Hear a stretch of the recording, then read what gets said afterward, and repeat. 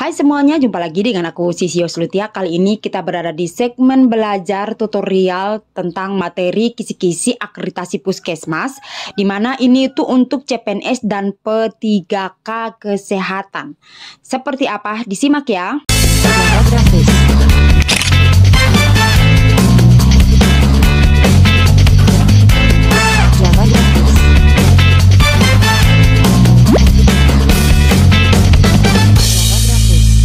Nah, yang pertama itu adalah dasar hukum di mana keputusan Direktur Jenderal Pelayanan Kesehatan nomor HK.02.01-3991-2022 itu membahas tentang petunjuk teknis atau juknis tentang survei akreditasi puskesmas, klinik, laboratorium kesehatan, transfusi darah, tempat praktik dokter mandiri, dan tempat praktik mandiri dokter gigi.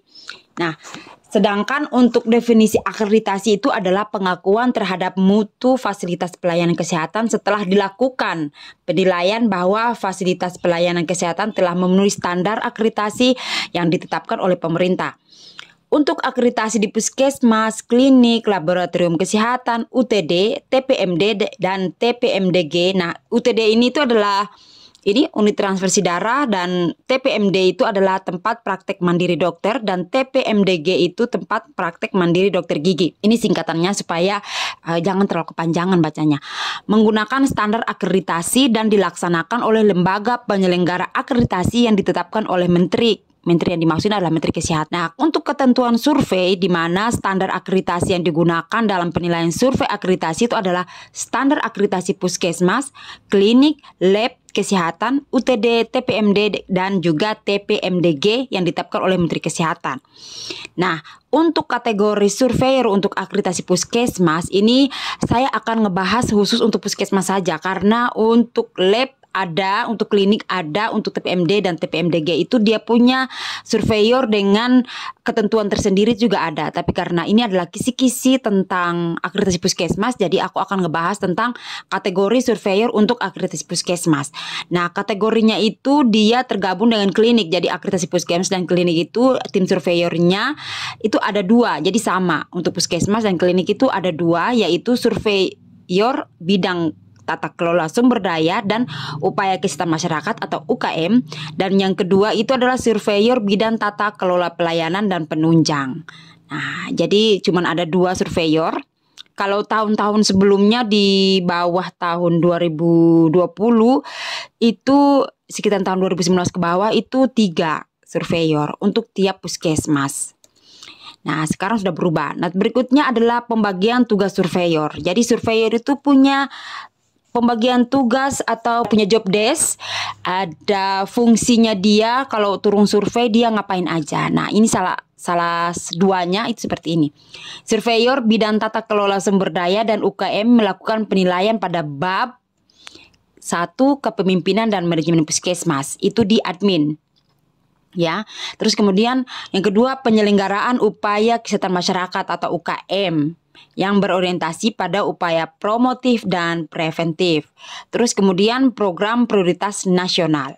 Nah, jadi program prioritas nasional di tiap puskesmas nanti dia bisa sama atau enggak? Oh, bisa sama, juga bisa berbeda juga bisa. Itu nanti ada kita bahas ya teman-teman di instrumen akreditasi ya. Terus yang kedua adalah surveyor bidang tata kelola pelayanan dan penunjang melakukan penilaian pada bab A penyelenggaraan upaya kesehatan perseorangan atau UKP, lab dan kefarmasian. Nah, terus kemudian dan juga ada peningkatan mutu puskesmas.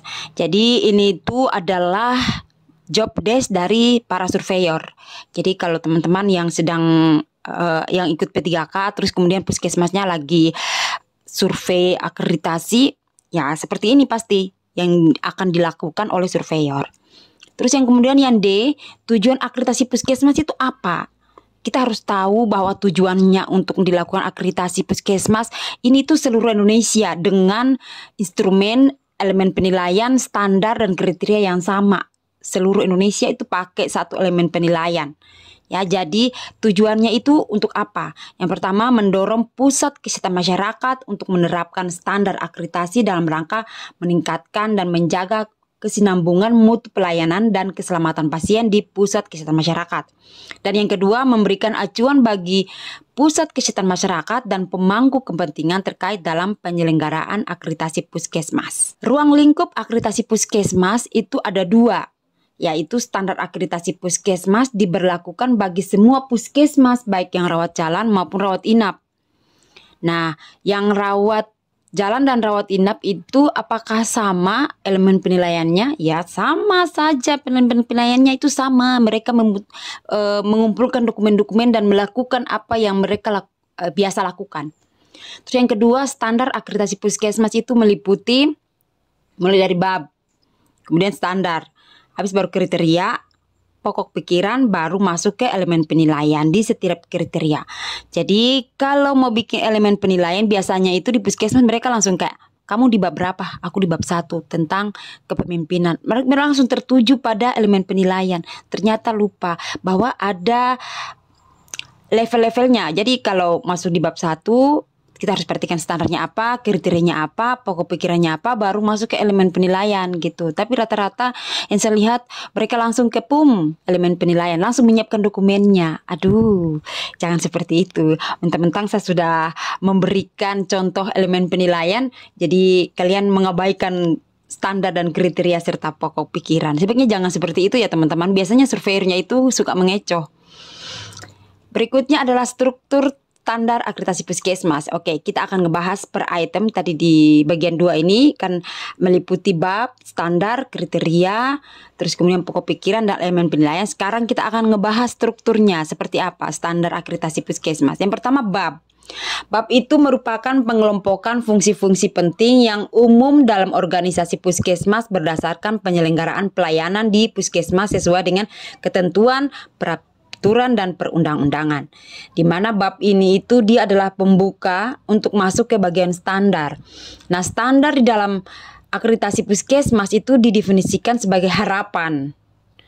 Walaupun sebenarnya teman-teman di puskesmas kadang kalau bab langsung loncat ke elemen penilaian tanpa melihat standar. Ya tidak apa-apa. Saya sebagai pendamping juga sering mendapatkan hal seperti itu. Jadi Anda tidak sendiri. Standar di dalam akreditasi puskesmas itu didefinisikan sebagai harapan, struktur, atau fungsi-fungsi kinerja yang harus ada agar dapat diakreditasikan oleh Kementerian Kesehatan selama proses survei di tempat. Jadi survei itu yang kalau sebelum-sebelumnya itu kan dia by Zoom, sekarang itu dia si surveyor langsung turun ke puskesmas. Itu sama seperti di bawah 2019, itu juga seperti itu. Dilakukan penilaian terhadap standar ini, di mana sekarang surveyor itu sudah mulai berubah polanya, di mana dulu itu kan yang dari luar provinsi, dari entah dari mana gitu, provinsi lain itu datang ke tempat kita. Kalau sekarang surveyor itu adalah yang ada di dalam satu provinsi aja gitu. Itu untuk mengefisiensi anggaran, tetapi tetap mereka melakukan surveyor sesuai dengan standar dari Kementerian Kesehatan gitu teman-teman. Berikutnya adalah kriteria, di mana kriteria itu adalah dari suatu standar yang menjabarkan makna sepenuhnya dari standar tersebut, di mana kriteria akan mendeskripsikan tujuan dari sebuah standar, memberikan penjelasan isi standar secara umum serta upaya pemenuhan standar. Nah, standar ini apa?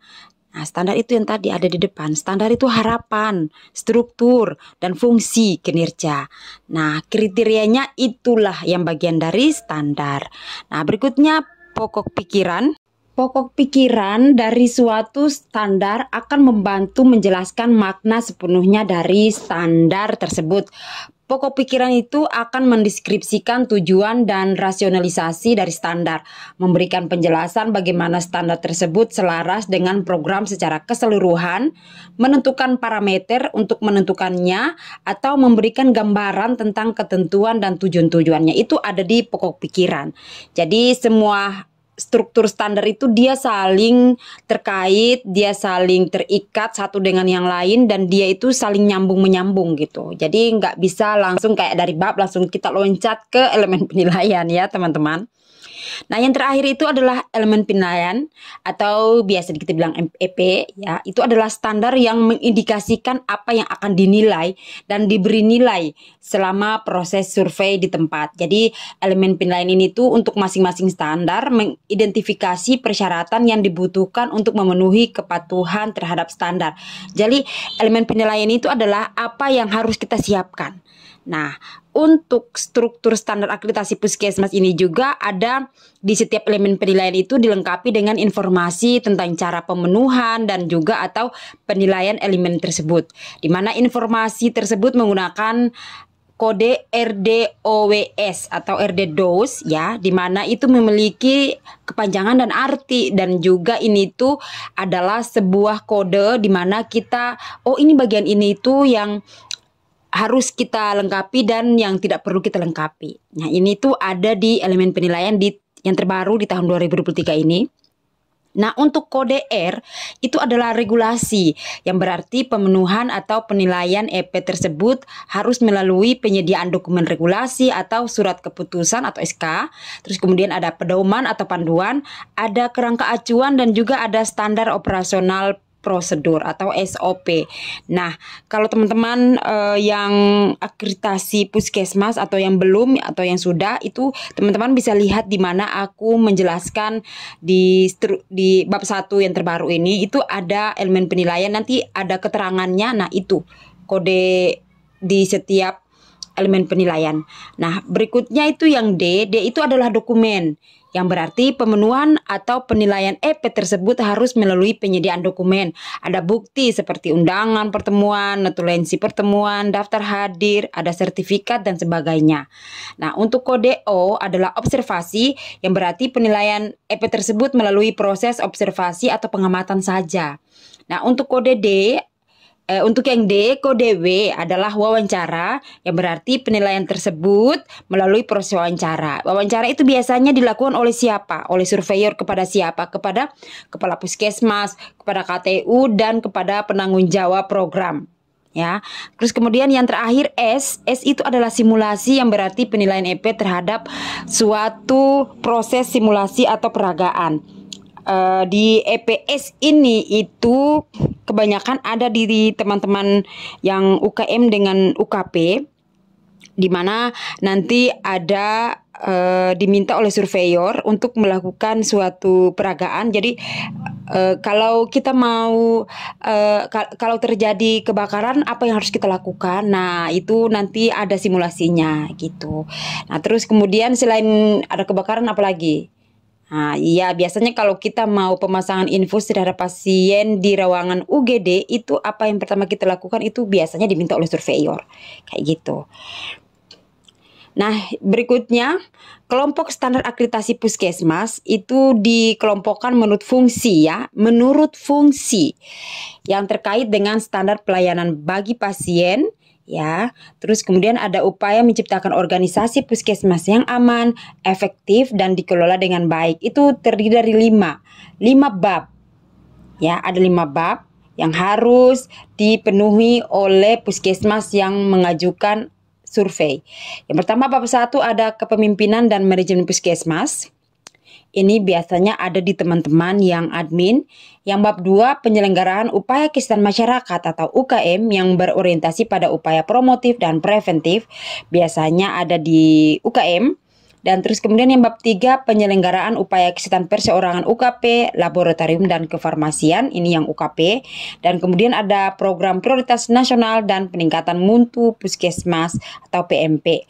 Nah, untuk program prioritas nasional ini itu dia di tiap puskesmas boleh sama di dalam satu kabupaten kota, atau juga bisa berbeda, tetapi dia harus yang mengarah ke prioritas nasional. Jadi tidak boleh lewat dari itu atau tidak boleh kurang dari itu, gitu maksudnya. Nah, itu dia yang bisa aku share kali ini ya teman-teman. Semoga bermanfaat. Sampai jumpa, dadah.